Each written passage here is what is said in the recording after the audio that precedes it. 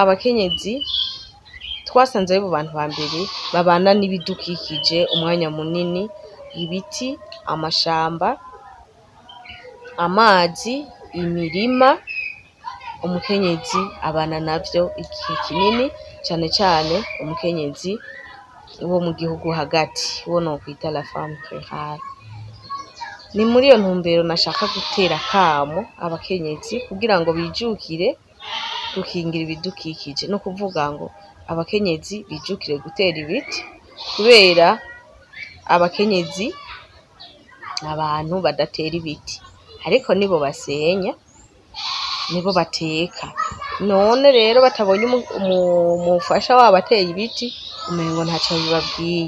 Ni muri iyo ntumbero nshaka guhamagarira abakenyezi kwijukira gutera ibiti, kuko bateye ibiti baronka inkwi zo gusenya, baronka amakara, canke bakaronka n'amafaranga, kandi bakagirako bakakingira ibidukikije, ikirere ihindagurika ry'ibihe rikagabanuka, hanyuma tukabaho neza.